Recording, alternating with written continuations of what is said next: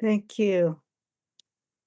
Uh, so um, I think then we start with some guided meditation, is what's on the program. It's really lovely to be here with everyone, and I yeah, I'm just actually right now. It's very funny because I'm already getting in touch with the body, so I need to uh, start leading a guided meditation rather than starting to meditate. This is so funny. To, um, to me, anyway, maybe not to anyone else. So, anyways, so if people can get into a good position that they can hold for about a half an hour, that's the time that I've heard is allotted for this. And whatever, as far as your physical ability is supportive to you for a wakeful posture. If you need to sit in a chair, then make sure there's a little bit of support to the lower back so that you're not like kind of slouching. It's something that giving your body just a really alert sense. The body and mind really influence one another. And if you need to recline, it just some way that is supportive to wakefulness as well as this balance of wakefulness and relaxation. So the body is alert, but then there's a sense of relaxation. If you're sitting upright, then allowing the muscles to relax that aren't actually holding you upright.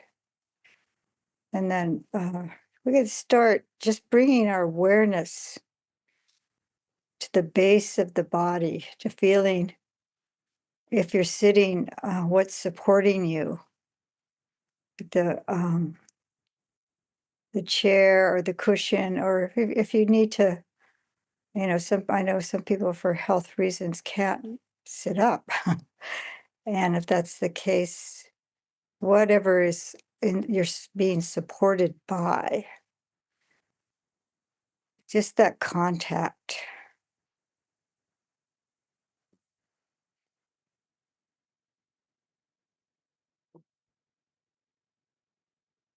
And then bringing the attention to the feet, however they're positioned. If your feet are on the floor, the contact of the feet on the floor, but bringing the awareness upwards, or whatever your feet are in contact with, getting a real sense of the feet.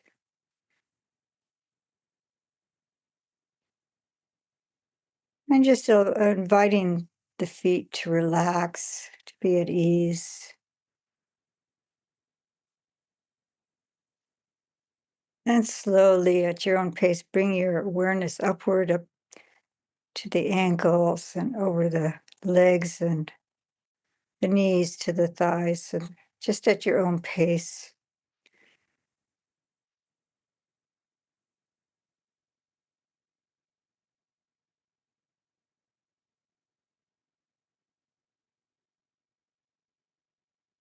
Getting the sense inwards, the muscles in the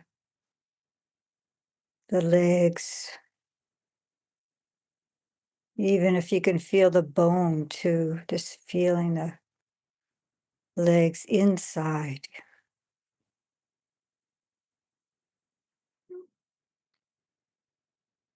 Inviting whatever may be tense to relax.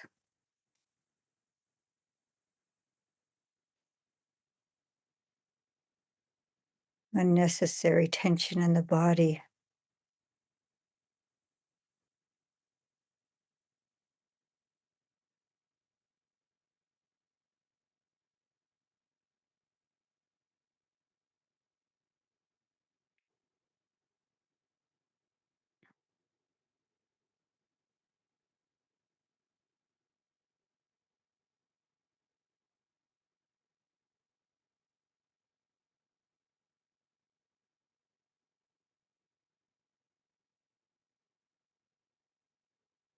And if you're sitting, you might feel the pressure of the weight of the body, the sits bones against the cushion or the chair. Just getting a sense of the interior of the body as well as the surface.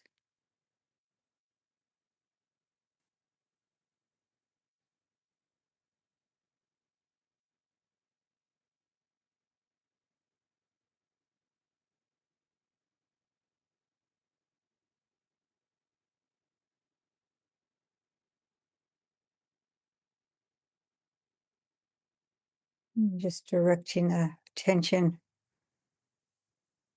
gradually upwards over the buttocks,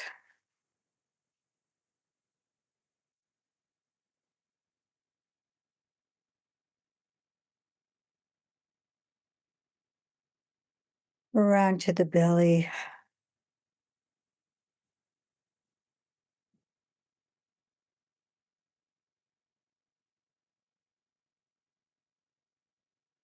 You might feel that rising and passing of the expanding and contracting of the breathing at this point.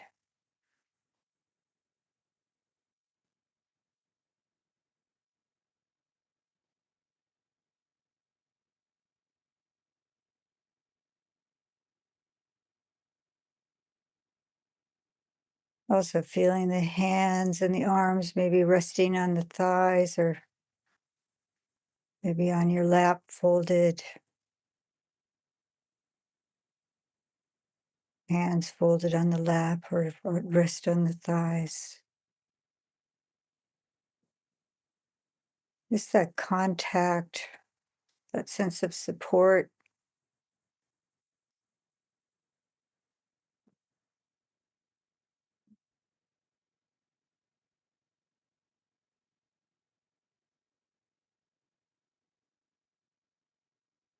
and bringing the awareness further upwards to the chest,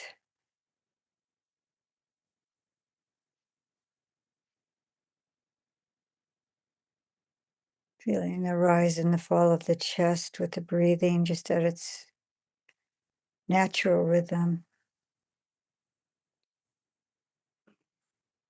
Also, the sides of the body,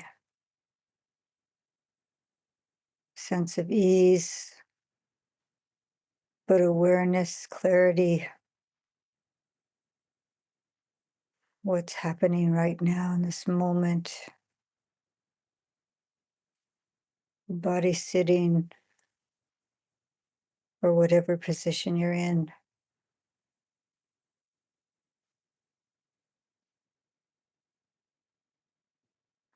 Feeling the back,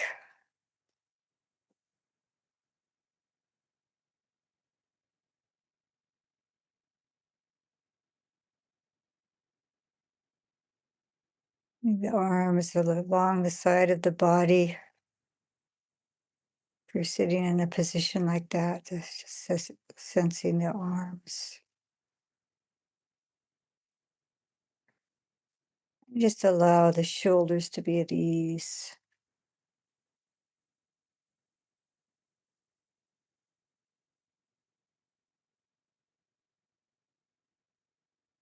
Up to the neck,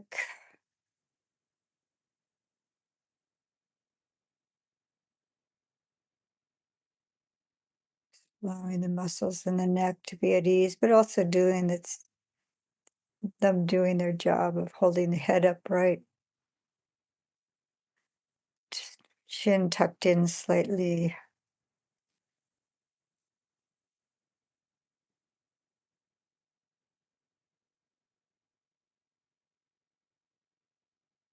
And over the back of the head, can you sense that? The skull,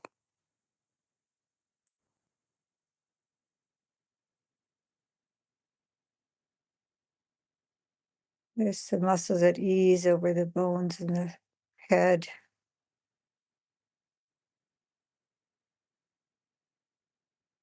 sensing the muscles in the face and especially around the eyes.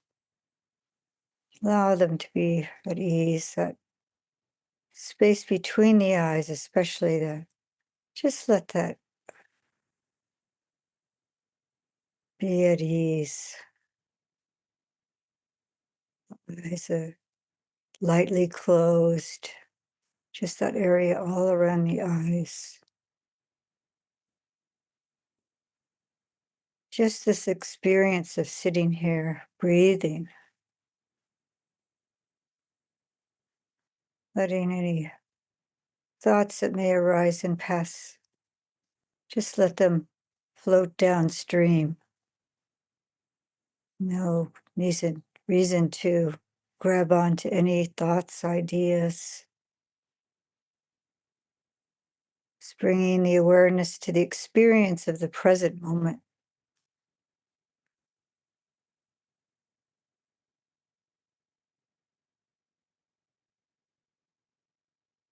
Just acknowledging the thought and just let it pass by.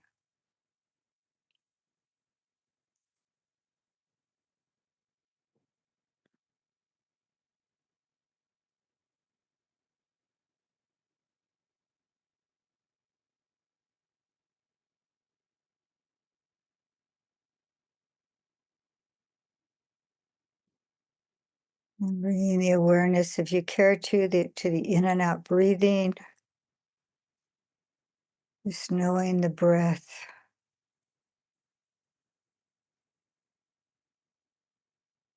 However the breath is, wherever it's most distinct.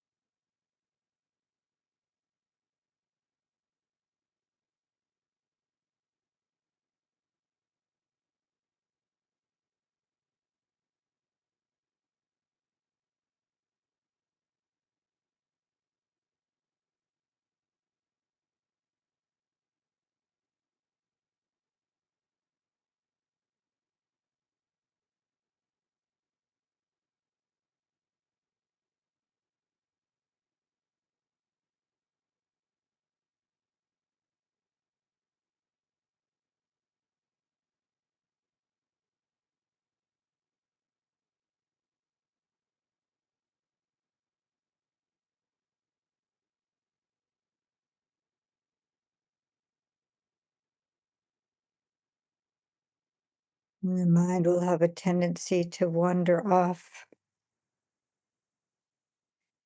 And when it does, very gently bringing it back to the body, the breath.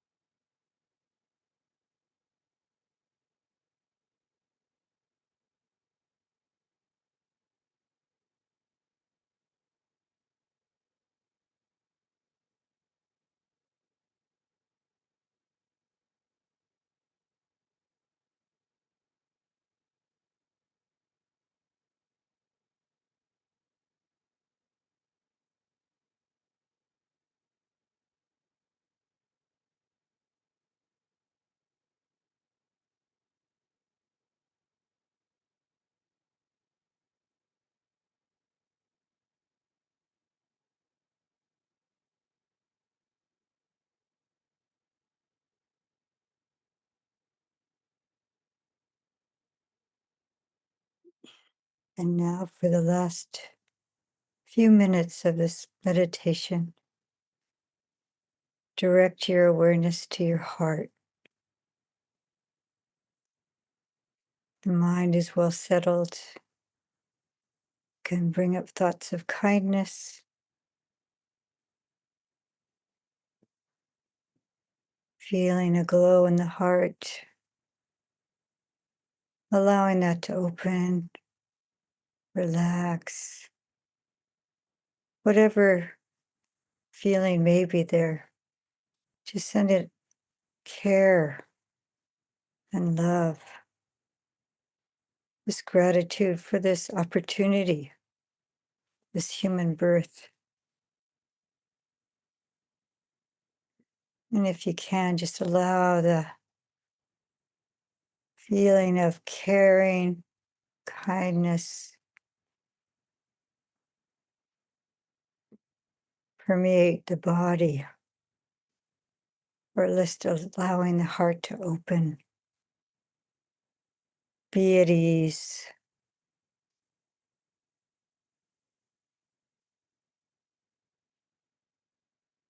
Free from hostility, free from ill will.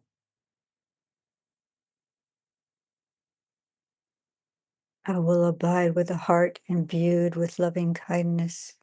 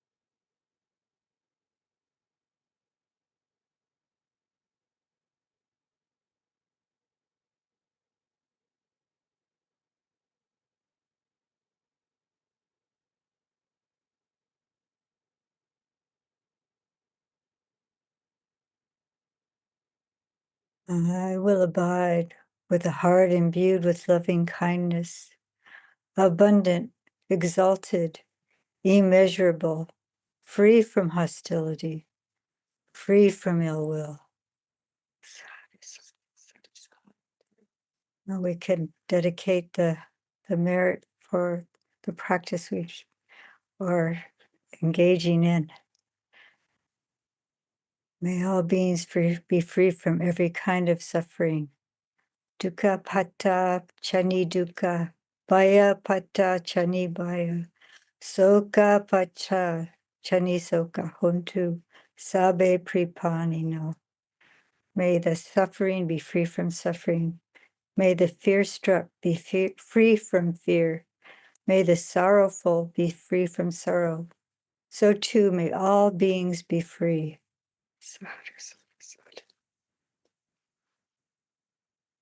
So thank you all for joining. And I think at this point, I will be giving a talk. So,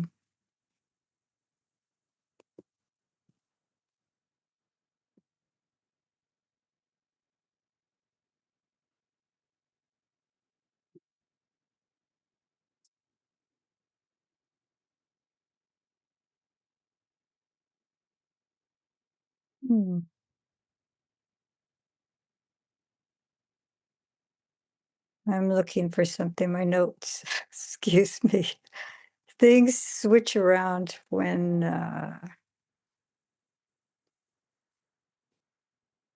Just paste it into your. what? Are they pasted into your Gmail or are they a Google Doc? I thought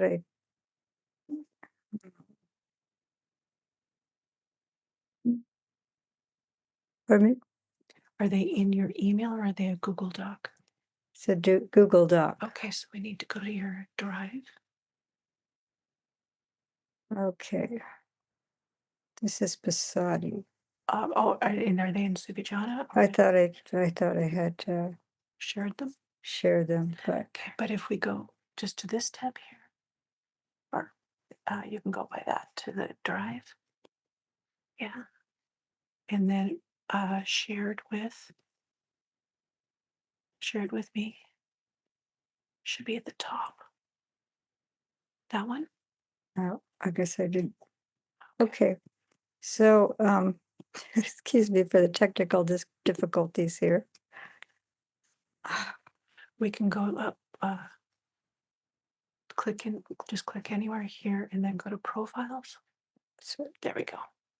oh, there they are. Okay. Sorry about that. Okay. So, Do you want me to move because I this? have some sutta extracts, I had a something. Yeah, I guess it's just going to have to be that way, huh? I have some sutta extracts I'd like to share in a talk that I've been putting together for everyone. And it's in notes, so that's how it is. Okay. How to get that one out of the way. There we go. I think I got it now. Excuse me. It's like paper ruffling at the beginning. When the old days when there was paper notes, it's like it's a paper ruffle. So excuse me for that. So I was today. I'm going to talk about mindfulness, developing mindfulness, and the boundless qualities that can accompany that, and actually how both the brahmavihārās and mindfulness really not only enhance one another, but they also are essential to balance one another out. If we're just focusing on mindfulness only, the practice may be becoming too dry. And if we're just focusing on the brahmavihārās, we're not developing the awareness, and we're not able to develop the depth that's needed to really have the brahmavihārās be boundless, because then it's still at a superficial level, and we're not working with the defilements in a way that can really uproot them. So this is a gradual path, and a lot of times in the teachings, you get the result. It's kind of like saying, talking about the mountain peak that we can be up to, but there's all the training that you have to do to get there. Even before you start the climb, you've got to get yourself into shape to really start that endeavor to make that climb. So I'm trying to show here with my understanding of working with these principles, but also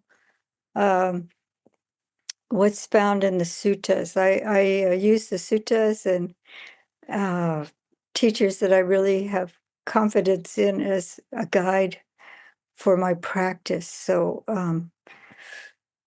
what really inspired me for this talk was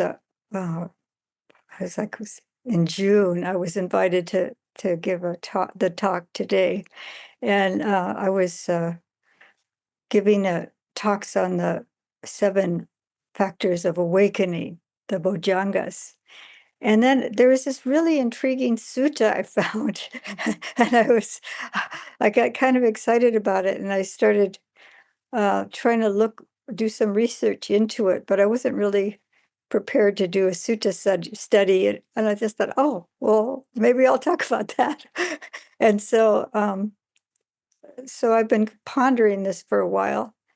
And the sutta, I just have an extract here. This is a Venerable Bhikkhu Bodhi's translation. It's to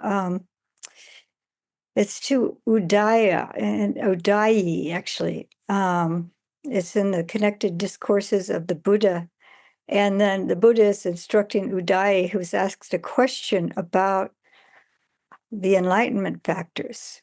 And then the Buddha says, here, Udayi, a bhikkhu, this could be for any of us, develops the enlightenment factor of mindfulness, which is based on seclusion, dispassion, and cessation, maturing in release, which is vast, exalted, measureless, without ill will. So this sounds like the description of the brahmavihārās, that last part of it, that the enlightenment factors often, it does talk about seclusion, dispassion, disclusion, and maturing in release, but the enlightenment factors, all 7 of them, the Buddha's talking about, but I'm just going to focus on mindfulness. He says it's also described as vast, exalted, measureless, without ill will. So the heart completely free of ill will is not obstructed by that hindrance, and the mindfulness becomes more pure over time. This is like, it's an enlightenment factor. So it's like it's pure, exalted, and measureless. And I was like, what can that mean? Measureless, exalted mindfulness without ill will. I could see that very clearly, but I started thinking about it. But the Buddha talks about for mindfulness to become an actual enlightenment factor, he says that one needs to have unremittent mindfulness. So throughout the day, for everything we're doing, the mindfulness should be to the fore. We should have it, with really every mind moment, every movement, everything, just so within ourselves, it may be vast and measureless. I don't know about extending it out to the world like we think about the brahmavihārās, but it's the unremittent quality, I believe he's talking about. So, and then it also says that with the mind that has developed the enlightenment factor of mindfulness, one penetrates and sunders the massive greed, hate, and delusion. So this is like really destroying the unwholesome qualities in oneself. And this happens when one becomes fully awakened, one becomes an arahant. So this is like a very high bar. and so this is what the Buddha is pointing to here. this vast, exalted, measureless mindfulness. So I wanted to talk about the development of mindfulness first, and then how it relates to the brahmavihārās. They're called brahmavihārās is translated as heavenly abodes, sometimes divine abidings, various things. So this is the metta, which is loving kindness, is most popular these days, I guess. Translation, karuna, which is compassion, mudita, which is the altruistic joy or the sympathetic joy. It has a number of different translations, and equanimity, upekkha. So that's the four boundless qualities. But mindfulness needs to be developed in order for those to become boundless. This is the way I'm taking what this understanding of the suttas as I've looked into this. If we have hatred, if we have any amount of hatred in our hearts that's unresolved, if we have any amount of greed, these boundless qualities help with overcoming them as well. So it works together. But if we don't have the mindfulness, the sharpness of mindfulness to see even the more subtle levels of them in ourselves, then it's going to impede our ability to really develop metta or karuna or mudita or upekkha. It is going to be an obstruction. So the two work in tandem. So mindfulness, in order for it to be continuous, there's a certain depth of mindfulness we can have on the cushion when we're doing anapanasati particularly, or any other kind of samatha meditation, and we're abandoning the unwholesome qualities and really purifying the mindfulness. There's that certain depth that can happen, but when we're in our daily lives, then our attention is moving from one thing to another thing to another thing, and it's easily to be scattered. We're encountering other people and things in the world.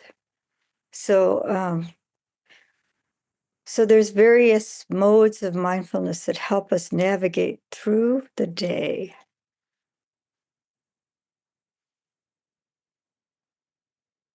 So we can adjust how we direct our attention according to what's occurring and what is appropriate. And then as we keep developing the mindfulness, it becomes more and more powerful and more consistent and more capable of seeing what's arising clearly, and then knowing what's part of the aspect of mindfulness is really being aware of what's arising. And it works with the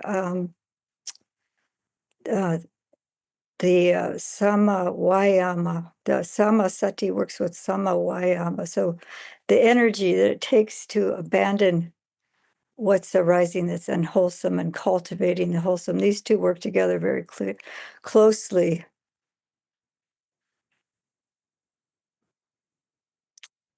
So sati is described as putting full attention on an object, directing one's attention to one thing and filling the field of awareness with that object. So that's in meditation, that's easier to accomplish. In our daily life, what is recommended is sati sampajañña. So this is sati is paired with sampajañña, which is translated as clear knowing. If you clearly know what's going on. So clearly knowing the activity that you're doing, and then clearly knowing what's arising in the mind as well. So it's both clearly knowing the your motivation for doing something, and why you're doing it. There's a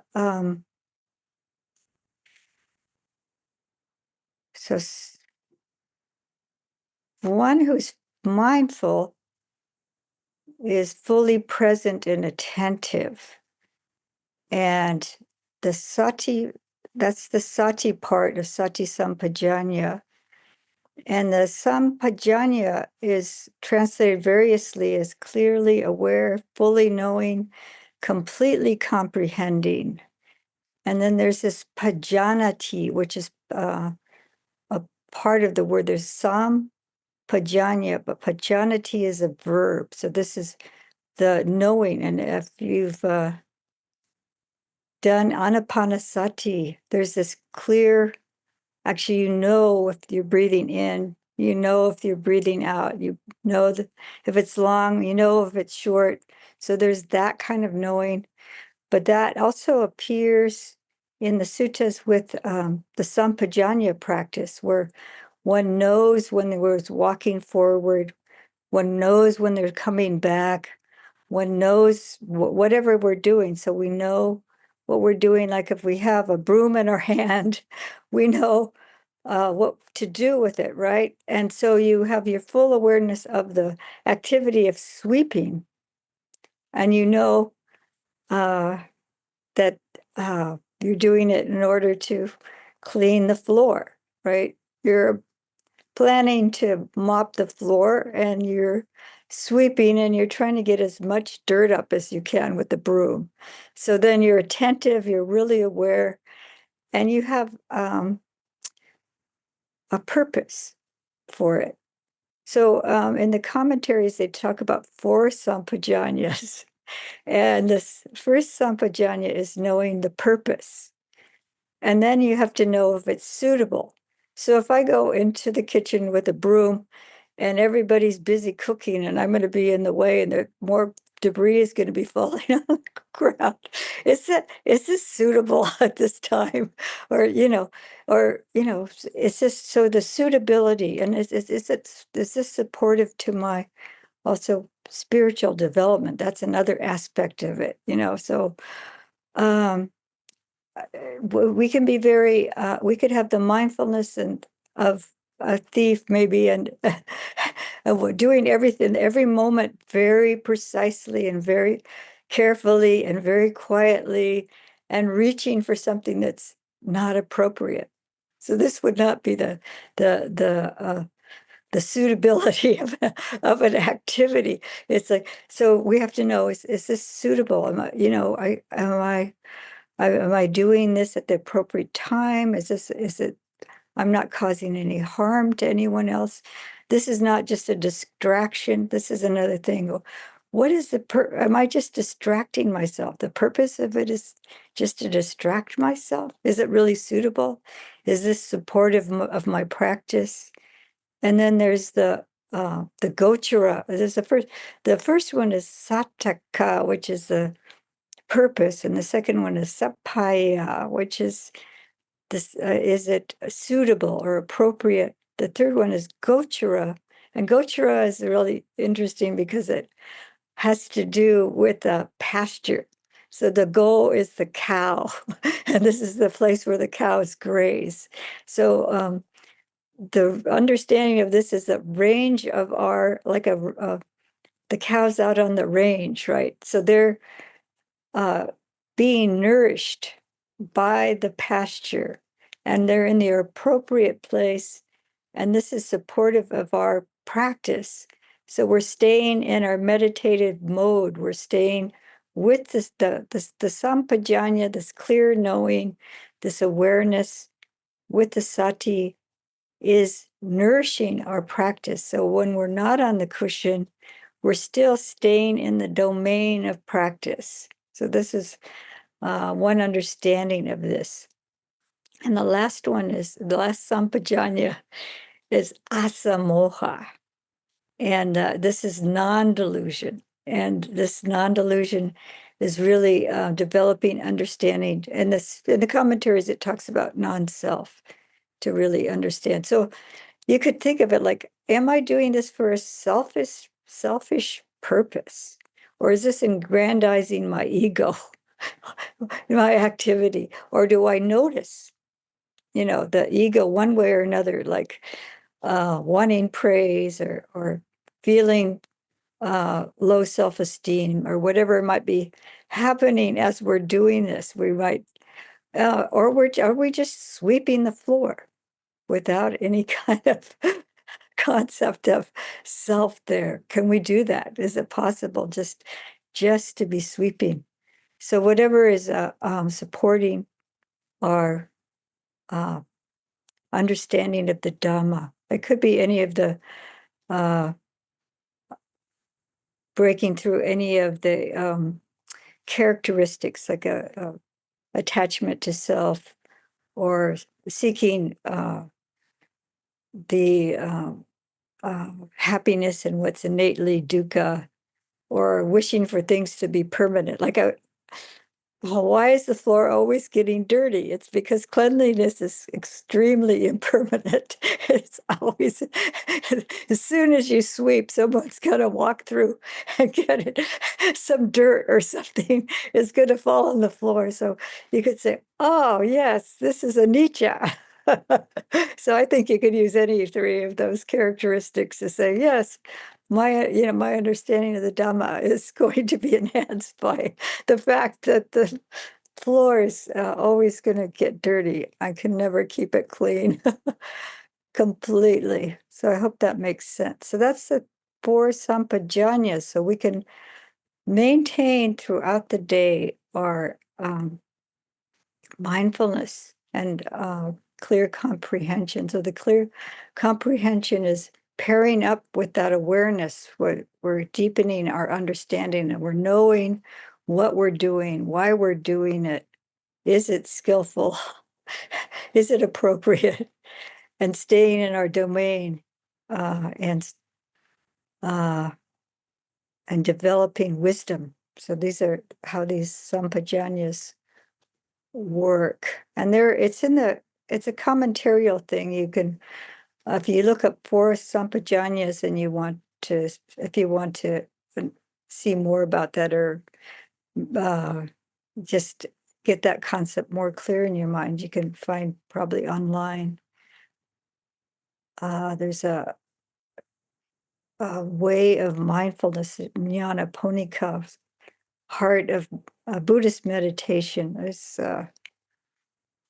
jnana has heart of Buddhist meditation, and soma has way of mindfulness. So those appear in those two.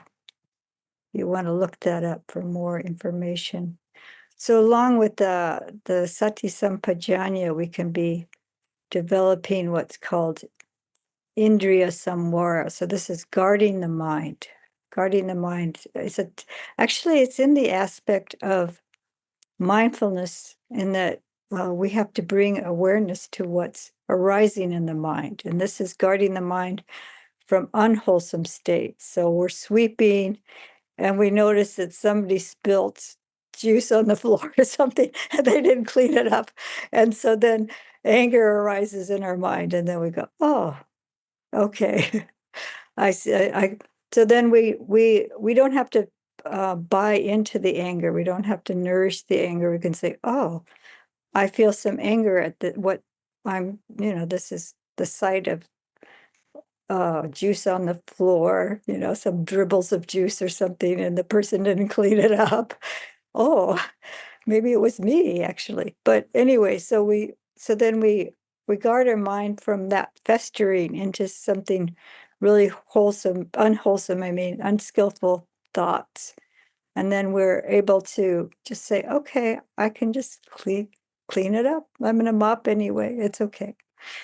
So so we're aware, we bring our awareness, but have a little bit of distance from the unwholesome as it arises, and not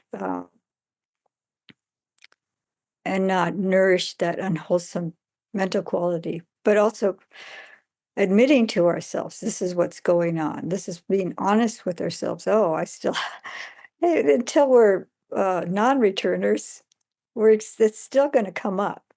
So, but we nip it in the bud. We don't let it fester into something really, like really getting angry at, somebody in our monastery or household or whatever, however we're living.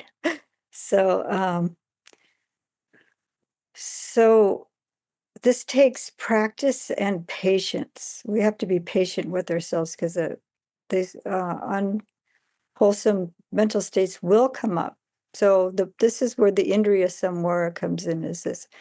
I've heard it as actually guarding the mind. It talks about sense restraint, but what it's talking about is this a contact at the senses. We see something, we hear something, we taste something or smell something.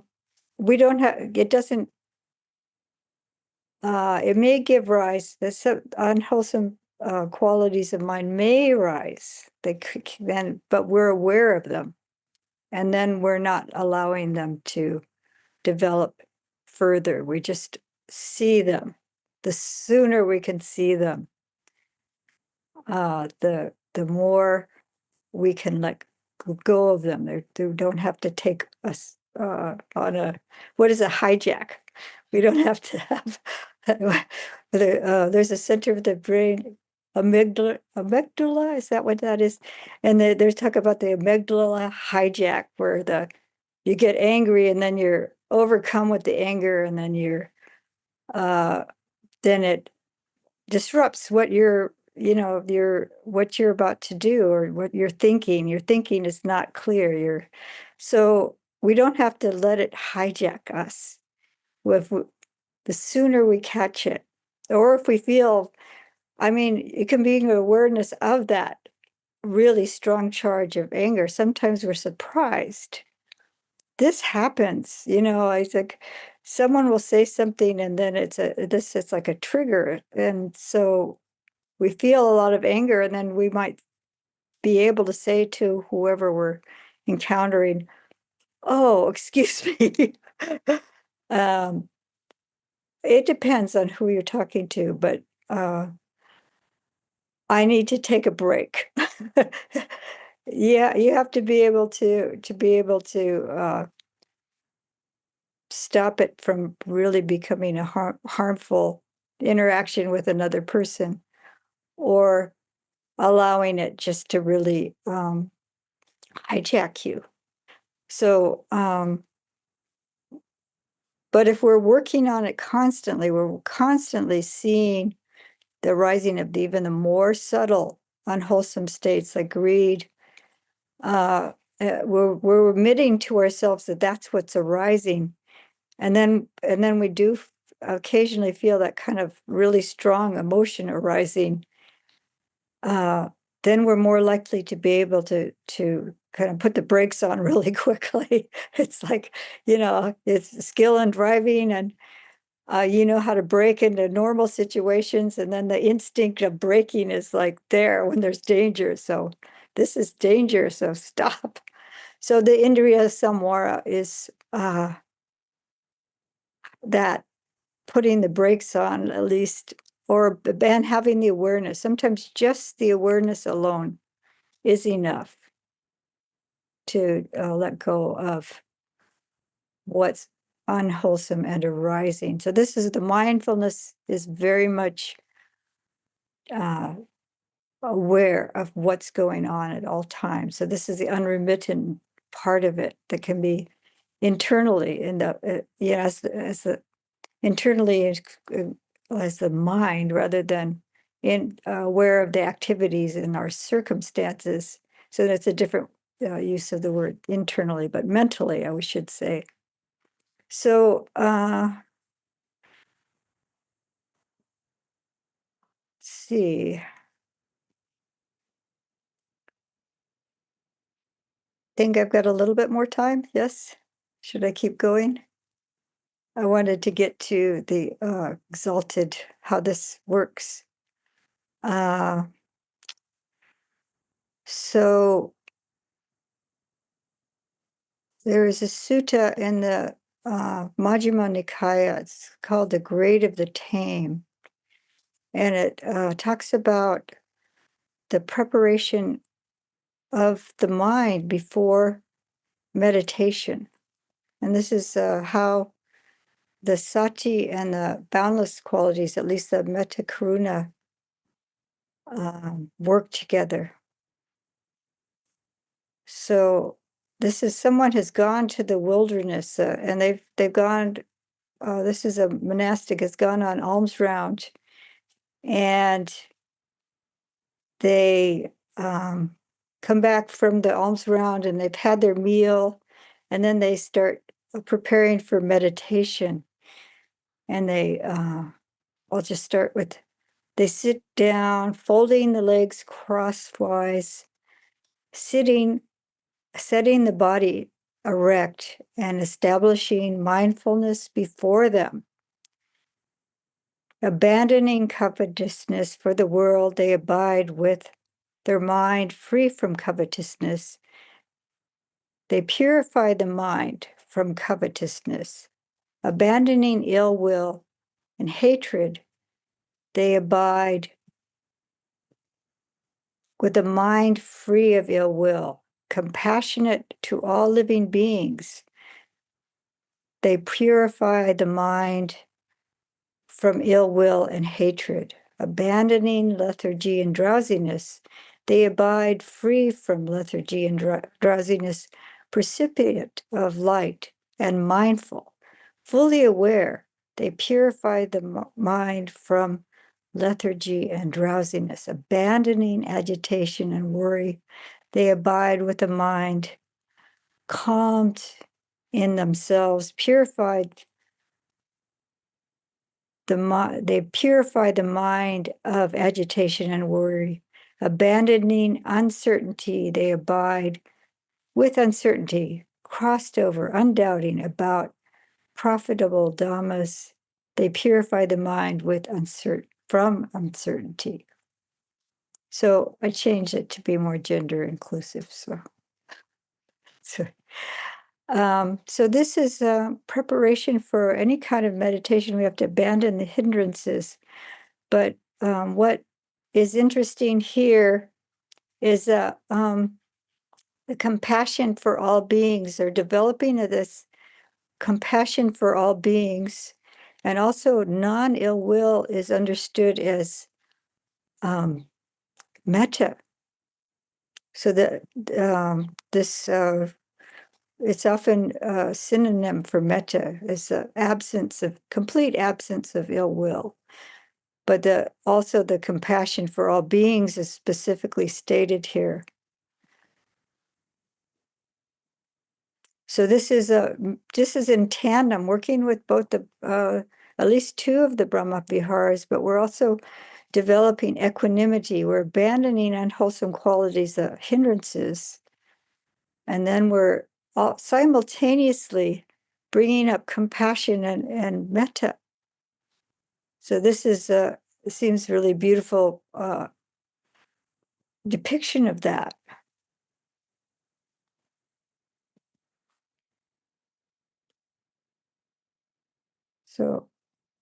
So there's this word in that sutta, Ayyā Suvijjānā, and it says, with a kind mind is how that's translated. So that's non-ill will. This is but the first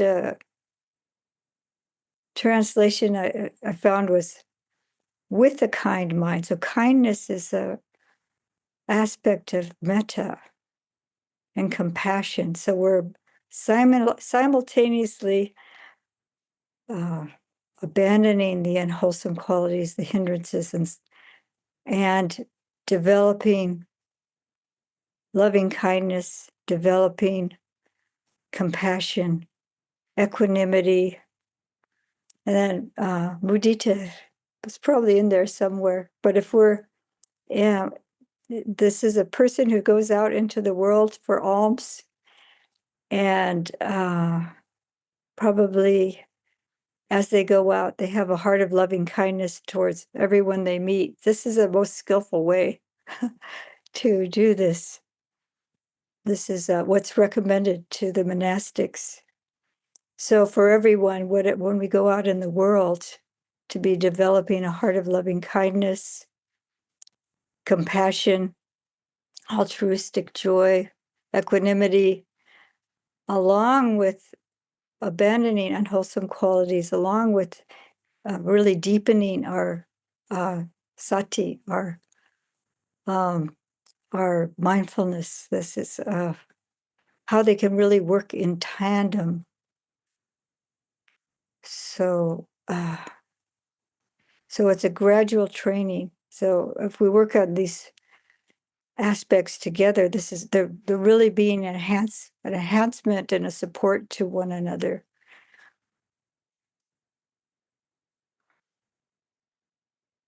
So I have a sutta here, another sutta that I'm going to read an extract from, and it talks about how sati is actually, the mindfulness is a prerequisite for the brahmavihārās. And there's I'm just going to read an extract, but there's a encounter with a householder who's a chief. Chief, they call them chief, but they'd be something like a mayor of the town or some leader in a small town, and this is Abandaka's son is his name, Abandaka Putta, a son of the chief here, who is a disciple of the Jains. And so he was having a discussion with the Buddha about karma and what the Jains believe is according to their beliefs. But the Buddha started to give a teaching to him as a result of the conversation. But so what they come to is that a disciple of the Buddha will take refuge in the Buddha Dhamma Sangha, and they will abandon unwholesome behaviors. They will realize for themselves. It actually starts out with abandoning the unwholesome behaviors and having a commitment in their heart to keep the precepts. And then after that, it says, this is from the simile of the conch blower. It's SN 42.8. Then that noble disciple is rid of desire, rid of ill will, unconfused, aware, and mindful. They meditate, spreading a heart full of love to one direction, and to the second, and to the third, and to the fourth. In the same way, above, below, across, everywhere, all around, they spread a heart of love to the whole world, abundant, expansive, limitless, free of enmity and ill will. So the start of it is that they've at least at this point, I mean, they've developed this degree of mindfulness so that when they engage in the practice of metta, they've already abandoned the hindrances. So they're rid of desire, rid of ill will, unconfused, aware, and mindful. And this is the starting point before they have this abundant, exalted, measureless metta. And this is true of all four brahmavihārās, that they are free from hatred, free from desire, unconfused, aware, and mindful. And then it can be abundant, exalted, measureless.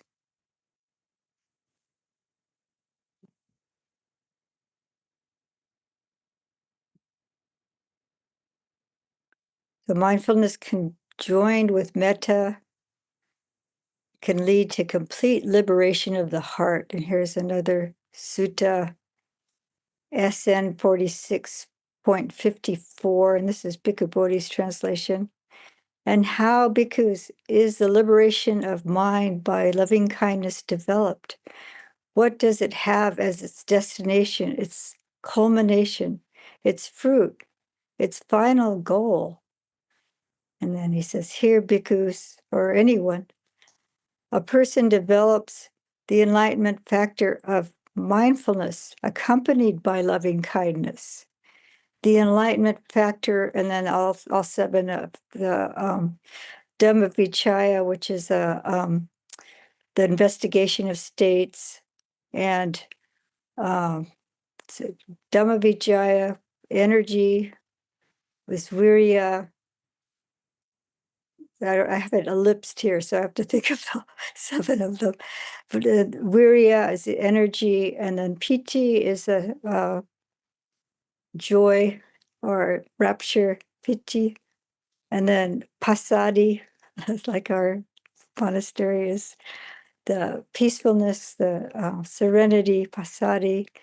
Then the samadhi, which is translated as stillness, immersion, and upekkha, equanimity. So they have all the enlightenment factors are developed with metta, with all 4 brahmavihārās, in fact, here in this sutta. But this is in conjunction, the two, and that's how metta can be a deliverance of mind and accompanied by the enlightenment factors.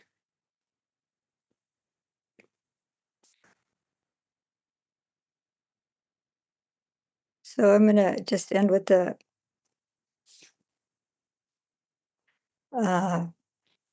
extract from the Karaniya Metta Sutta. With love for the whole world, unfold a boundless heart, above, below, all around, unconstricted, without enmity or foe. When standing, walking, sitting, or lying down, while yet unweary, keep this in mind, for this is what they say is a divine meditation in this life. So this recollection or keeping in mind is the sati that's embedded in this practice of metta. So I offer this for your reflection and open it up for questions. Sadhu, sadhu, sadhu.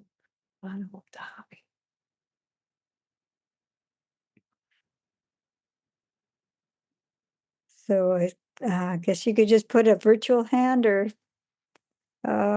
hand up if you wish to ask questions. And can they unmute themselves, or should I unmute them, or how does that work?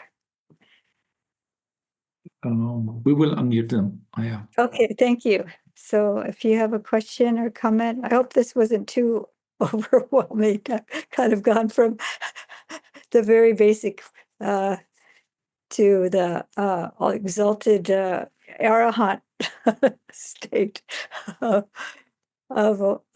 practice.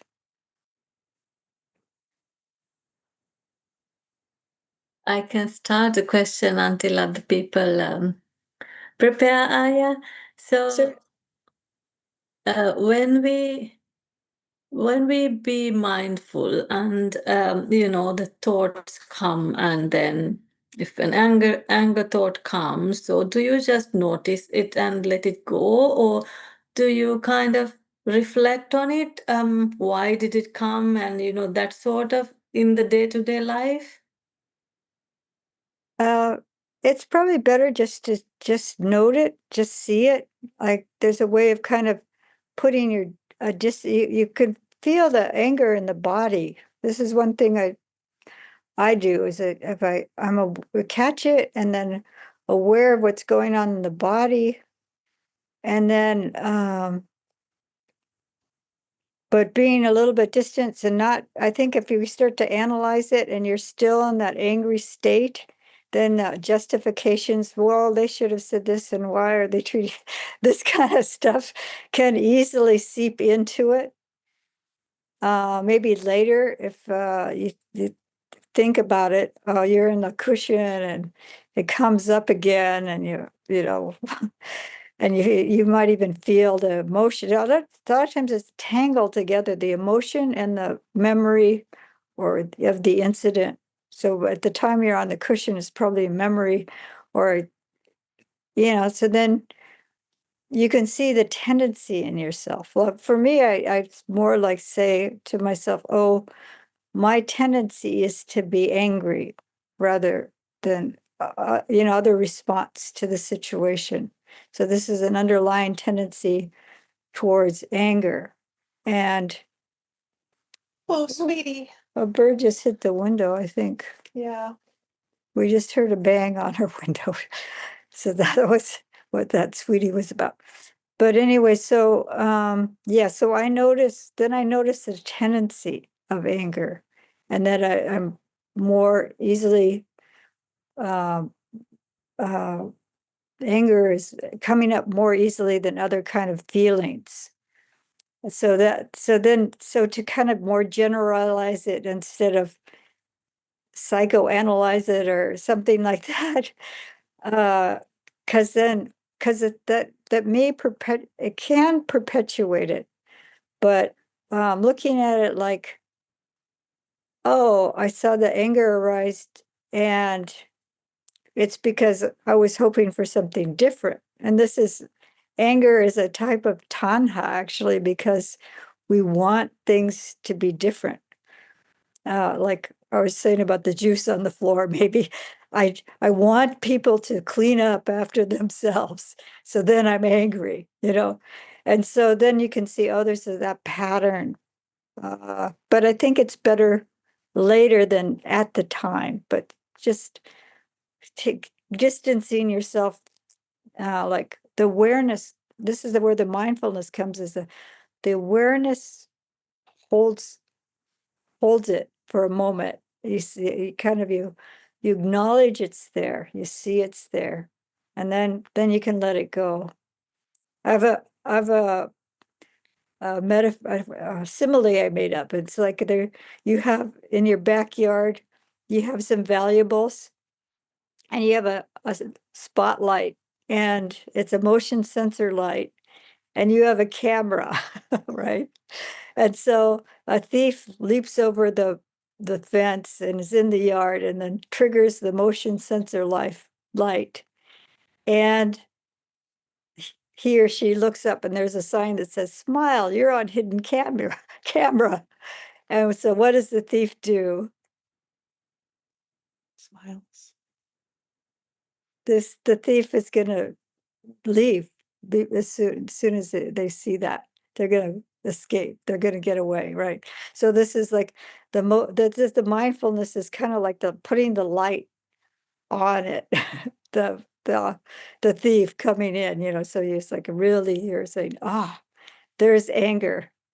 And then it could be like, I don't know, that sign and that camera, that's also kind of awareness, but the smile you're on hidden camera is discerning that this is not a wholesome thing to be doing. That anger is not skillful. So, and it's not to be hard on yourself, but to just acknowledge, okay, there's anger, and this is not skillful. And that's all we need to do at the time, I think, rather than, oh, well, because in my childhood, I never had this, and then everybody else has it, I still don't have it, something like that. It's like, no, you don't go there, because yeah, uh, not necessarily, it's not going to really be helpful, especially at the time. So I hope that this answers your question. Yes, Barbara is raising a hand. Not a virtual one, but it looks like a. Barbara, did you want to say something? Yes. Barbara, yes. There we go. I'd unmuted. Okay. Yes, in regards to what the question Minori asked, and then your response. So throughout today, before I sat here with the group, I was it felt like this woven fabric that was inside my body that was just it was tighter than I wanted it to be, and I was just noticing it. I was like, oh, this is interesting. Should I go out for a walk? I don't feel like going outside. And then I just noticed it and said, okay, acknowledge what you're feeling and experiencing. And it wasn't until I got on the cushion with everyone here that I had an insight, and that fabric just loosened and dissipated. So while I'm hearing what you're saying, at the same time, putting the spotlight on it, right, with the thief. So like the fabric overtook my, my somatic senses today. And yet when I put the spotlight on it, it continued to just remain. So it has me curious and a little confused about, where I'll put a spotlight on it or acknowledge it or notice it, and yet it's remaining without, and I didn't go into any psychoanalytic piece about it, which is my tendency. And I didn't. I just said, okay, here it is. Just notice it, follow it, while I was, doing my house chores and whatnot. So I'm curious about that. That's one part of my question. The other part of my question is when you say measureless, I think, wow, isn't this wonderful? And in the field of mental health, measureless is not a welcomed factor when you're in the mental health field and working with people. So I was playing with this in my mind, and I found it very humorous because they want everything to be measured, X amount for a week or whatever the case is. So I was kind of riffing on that in my own mind and playing with that. But I'm curious just about the first part of my question. Okay. So I can talk about both things, but I'll talk about the first thing. So we were talking, Minori was talking about anger, which is a very dangerous, unwholesome state. And so we can do a lot of harm if we allow the anger to take hold and to take over and to have the amygdala hijack ensue, because what happens is maybe it starts out with a little thing and it builds up and builds up and builds up. So if we're just allowing the little things piling up, and we're not bringing our awareness to them, and we're justifying our feelings, and suddenly there's some little trigger and we're overwhelmed by anger. So this is a separate thing. If you're feeling some discomfort in the body, tension in the body, we can look at it with kindness. Like I was doing the guided meditation and allowing the body to relax, or encouraging the body to relax. And sometimes there's tension in the body. Like I have some chronic from injuries and just bad posture all my life. So my body is bound up in certain places, and it's just it's going to be impossible for me to relax that. I can't expect that, but I can relax other parts of the body, and I can't force it to relax. But I can bring my kind awareness. If you bring your kind awareness to the body, and it's just a sense of ease. Or maybe you need to be active. You had an idea of going outside for a walk. So it's okay to directly work with certain things, especially with the body. With the mind, you have to just be careful not to get lost in it. You can also get lost in the idea that, oh, my body is supposed to be in a certain position and I'm forcing it, and I'm creating more tension and aversion towards my body. So that's not skillful, but care and kindness, and yeah, what is it the body needs? Sometimes we do need to stretch and move, and exercise, or just doing the housework mindfully, carefully, so I don't damage myself because I have, my muscles are bound up in certain places. I care for myself. So, yeah, so that's a different thing. It's not like one size fits all for, each situation that arises. So, that's body and mind. And yeah, the measureless quality of mind,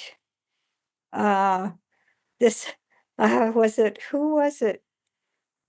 Science wants to measure things, and science wants to make things into a statistic, into something real, because you can measure it. There's something that if you can't measure it, it doesn't exist.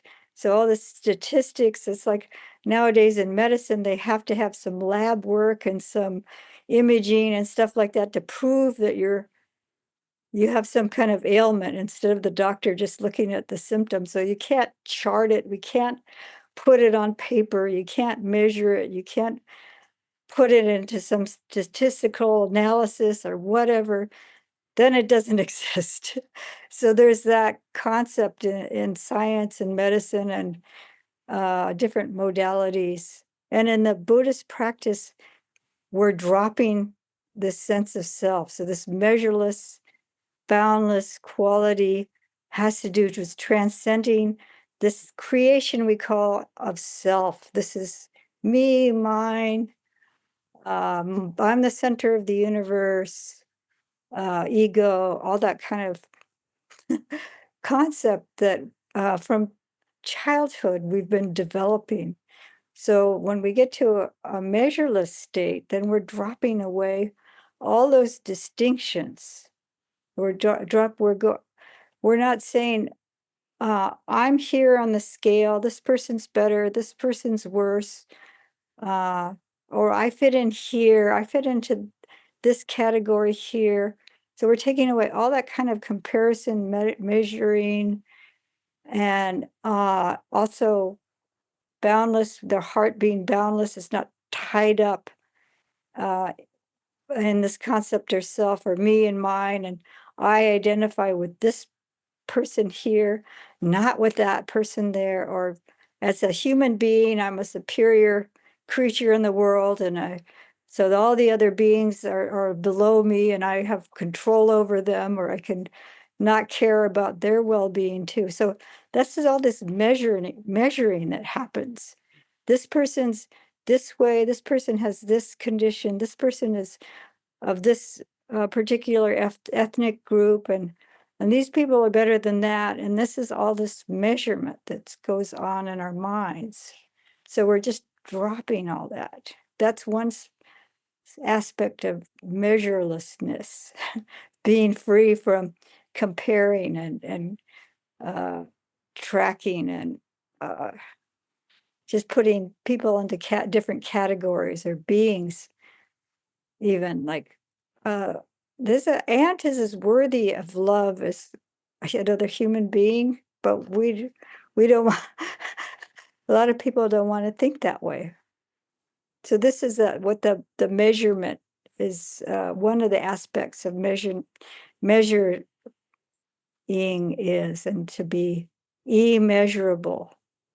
But it's also boundless. It's the heart is extending out to all beings, regardless. No boundaries.